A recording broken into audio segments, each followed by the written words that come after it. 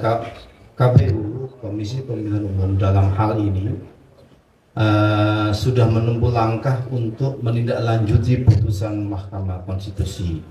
Apa itu bentuknya? Kami per kemarin tanggal 21 bersurat ke DPR untuk kemudian berkonsultasi terkait dengan tindak lanjut untuk menindaklanjuti putusan, konsultasi untuk menindaklanjuti putusan Mahkamah Konstitusi. Kenapa ini kami lakukan? Kami punya pengalaman dulu ada putusan Mahkamah Konstitusi dalam proses Pilpres, putusan nomor 90 yang saat itu dalam perjalanannya kemudian kami tidak lanjut, tetapi konsultasi tidak sempat dilakukan karena satu dan lain hal, dan selanjutnya dalam aduan dan putusan DKPP kami dinyatakan salah dan diberi peringatan keras dan keras terakhir. Nah, karena yang kami tempuh ini sama, maka proses prosedur yang sudah pernah kami lakukan dan saat itu tidak terlaksanakan, ini sedang kita tempuh. Jadi kalau pertanyaannya apakah KPU menindaklanjuti putusan Mahkamah Konstitusi, kami tegaskan KPU menindaklanjuti putusan Mahkamah Konstitusi dengan jalur satu. Kita mengkonsultasikan dulu tindak lanjut ini karena dulu pada Pilpres kita juga menindaklanjuti putusan Mahkamah Konstitusi, tapi ketika proses konsultasi tidak kita lakukan, itu dianggap kesalahan yang dilakukan oleh KPU. Selanjutnya tentu karena juga masih ada waktu terkait dengan tindak lanjut ini akan digunakan terutama untuk pendaftaran calon kepala daerah yang mulai dibuka tanggal 27 sampai tanggal 29 Agustus 2024 hari Selasa.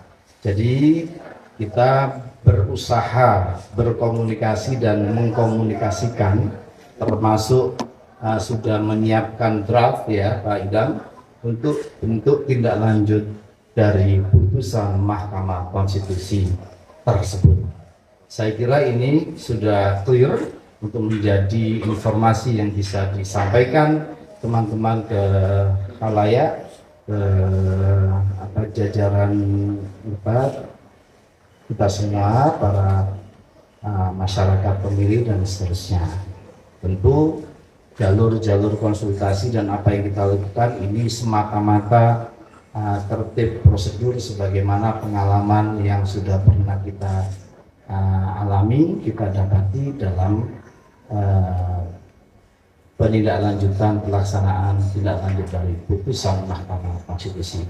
Selanjutnya ini tidak mengikat untuk ya betul, tapi prosedur itu harus ketemu dulu. Nah, sekarang kami bicara prosedur, tapi ketua kami menentukan akan menempuh prosedur step by step. Secara substansi kami konstitusi.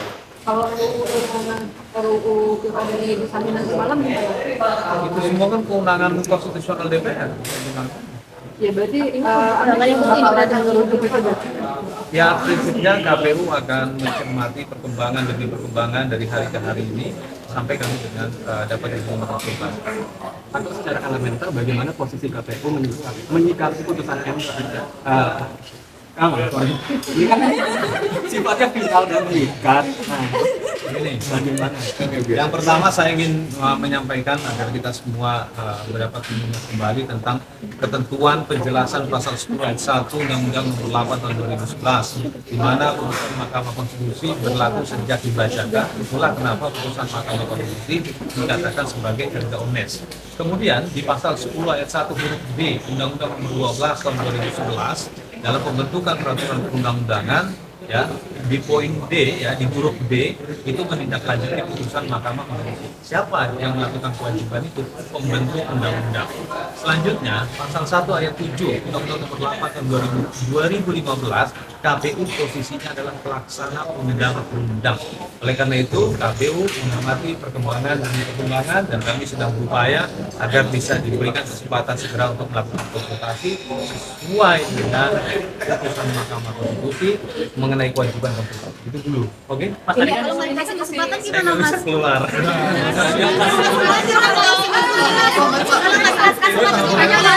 Iya.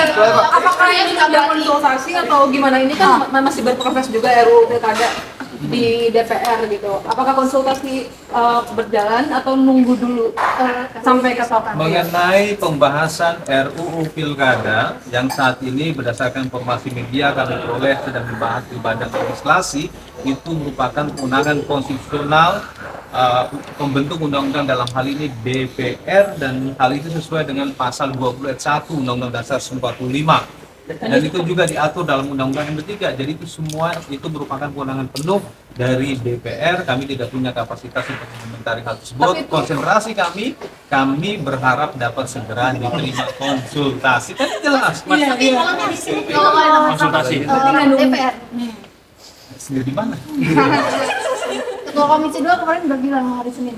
Kami akan konfirmasi informasi itu. Mas, tapi kan tadi disebut soal draftnya itu sudah disusun untuk menindaklanjuti putusan MK. Artinya di sana itu thresholdnya berapa persen di draft itu? Ya kami konsultasi dulu, sabar. Jadi mas kalau misalkan RUU-nya sampai KPU konsultasi itu masih belum disahkan, rujukannya tetap keputusan MK berarti.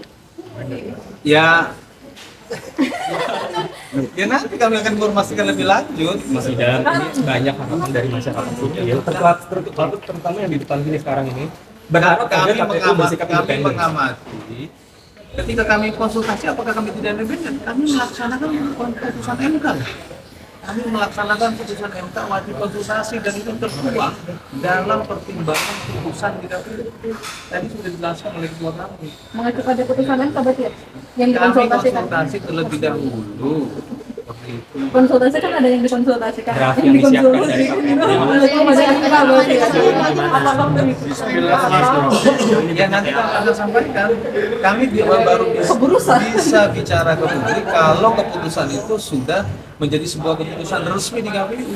Kalau itu baru rancangan kan Apa salahnya? informasi. Itu rancangan yang kita tahu sama banyak orang. Apa salahnya masih diungkapkan? Ya itu pertanyaan koersif. Koersif question. Maaf. Ya,